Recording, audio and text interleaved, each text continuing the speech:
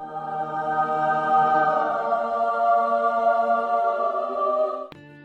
everyone, it's Angel here. Today we'll be watching an introductory video for the update, which will arrive on January 22nd, tomorrow. We should have it on the reset today, though. We shouldn't see the heroes in the game until January 26th. Anyway, I hope we'll see the heroes in this video, so without further ado. How long is the video? 5 minutes. Yes, it's very short. Let's hope it's very informative. And I'd just like to remind you to give it a thumbs up and subscribe if you haven't already. If you appreciate this content more, you can become a supporter of this channel, for which I thank you in advance. So, let's click play and see what we can learn. Maybe we'll also turn on subtitles, if there are any. Let's change them to Polish so you know what 5 is for those who don't have much English. And then we can slowly get going.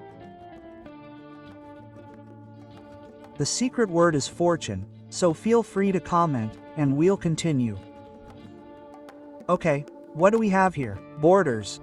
I see we have a blue and a red one, so we've already had an event with a skin, and probably with borders as well, so I suspect there will be something interesting. However, what skin is this? Maybe they'll show us. Overflow event series. The skin guarantees a 5% HP boost for infantry. Cool. So it's definitely a good skin. A good skin for infantry mains. I see it's more of a Valentine's Day theme again.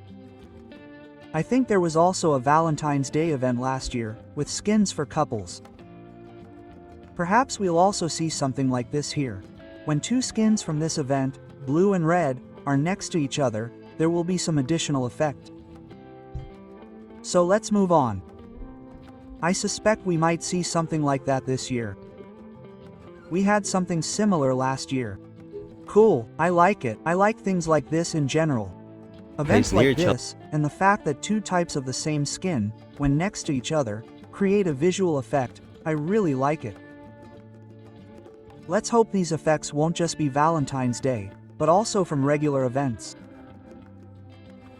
Oh, those frames are interesting. I think the frame could be cool. We'll see how it looks in-game, but it seems quite interesting. We'll see how this event goes. Well, I won't be helping anyone as a free-to-play player, so I'll give it a wide berth. Alliance Duel Event. What do we have here? What quests? Use 10 minutes of speed-ups for research. Mission in the Messiah Scope. Use CP. Silver boxes in the tavern. Buy gems. There are quite a few of these quests, so I think the previous stages might also feature events more related to gameplay, so this event could still be quite interesting. 2 new legendary. Oh my, but he looks.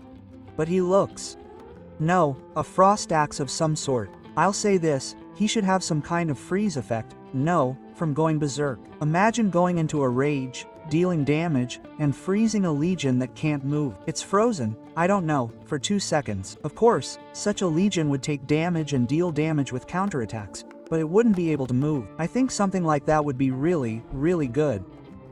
But let's stop dreaming and see if they'll show us skills. Heroes will join us in this update. Agnar, we have the first skill.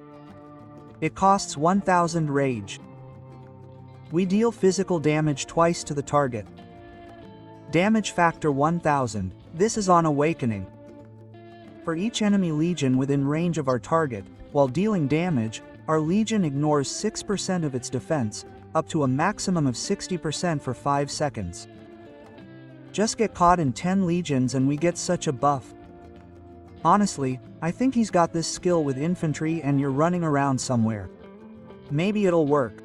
Yes, it's just a prototype for now, you know, but I think even with infantry, you know, you run somewhere, like Agnar with infantry into some ranged legions. Tons of bonuses. These 2 heroes have tons of bonuses, especially when surrounded. I think the first ability is super strong, super cool. 2000 skill damage. Will be fun to play with in general. It will be fun to play with.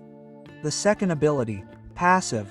After using charge on Cavalry, we deal physical damage to 3 targets in our path. 500 skill factor and we boost our target by dealing physical damage. 1000 damage factor. What is this? What kind of hero is this? No, this is a must-have. This is the best cavalry hero there is. We haven't seen Freya yet, but I think Agnar is a total badass, a total boss here. But let's see, we also have effects for Elven Cavalry.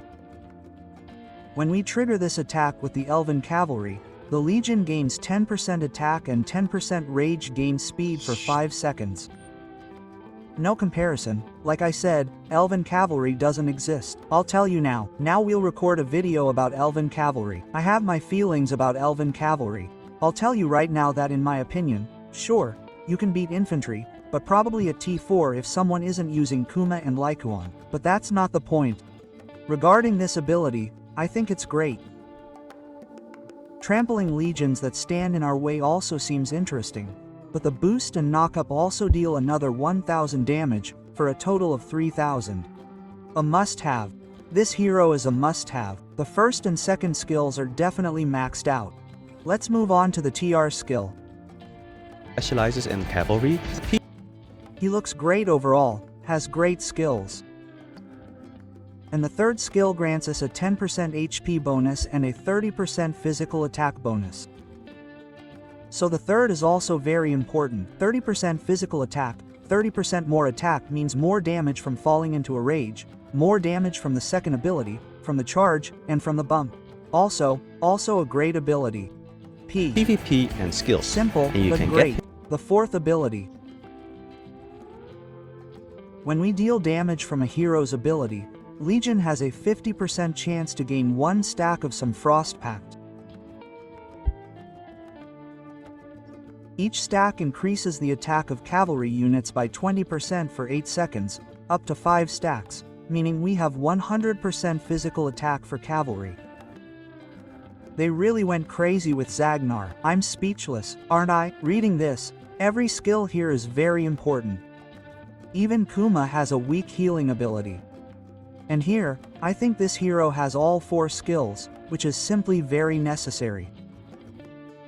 Regarding the fourth ability, I think we can very quickly deploy a fairly large portion of our attack.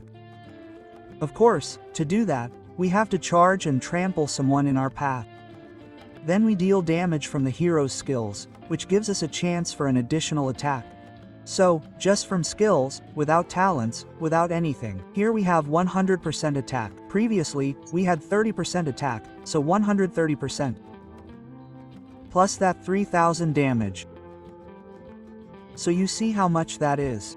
6600. Skill damage, just a quick calculation.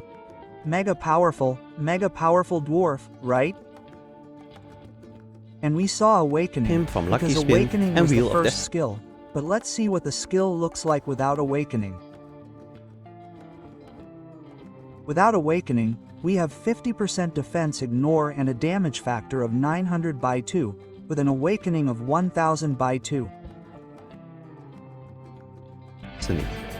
A hero. Agnar is a complete hero. Truly, Agnar is a complete hero. Someone could compare G5 cavalry to G5 bows. But I'll leave that without comment. The second hero is... We have Freya, yes. Interestingly, she's probably from the human faction. Let's back up a bit. And skills. And you Agnar is also from the human faction. Well, we don't have a dwarven can faction get him yet, from Lucky Spin unfortunately. and Wheel of He's Destiny. probably a dwarf, right? But Freya is also from the human faction. I thought she'd be elven, but let's see what our Freya has. Here is Looking at Freya, she looks a bit like Fury, but let's see what Freya has.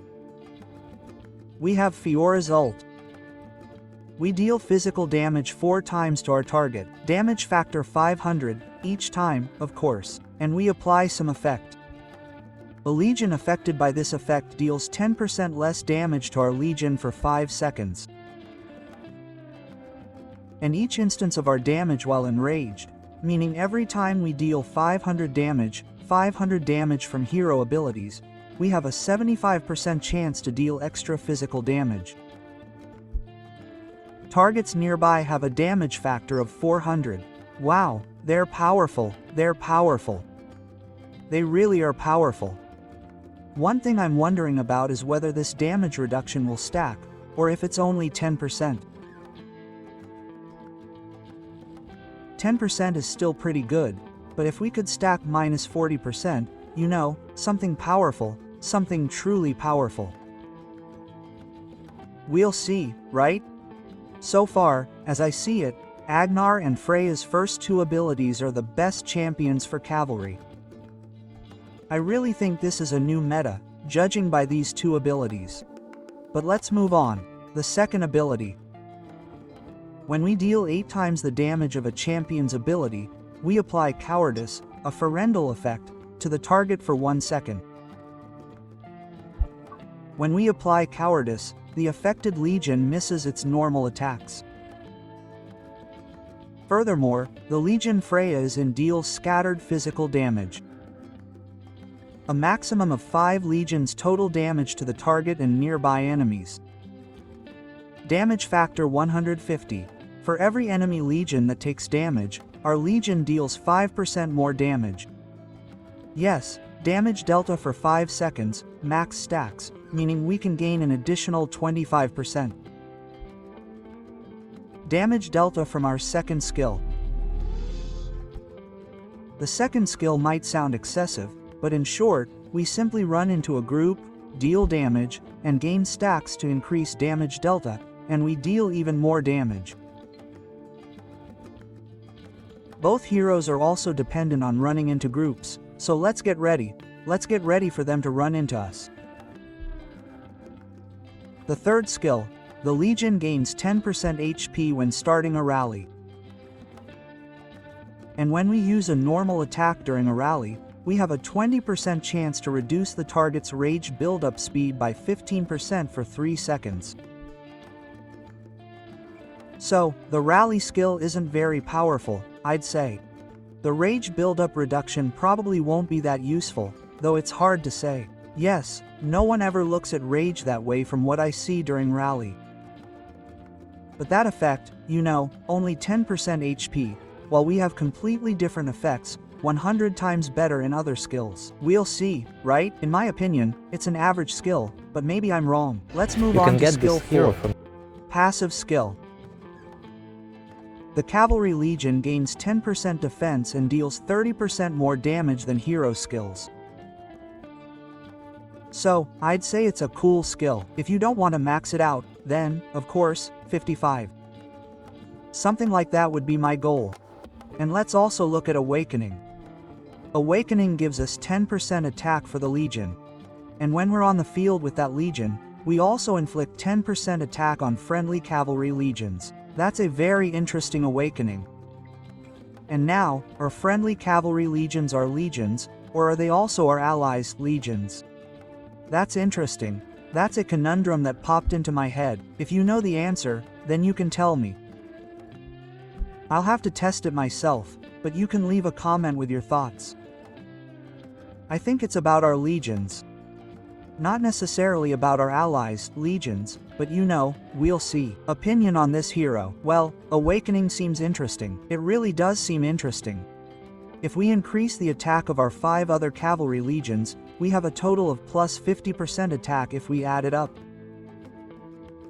For both heroes, I think Awakening is definitely worth it.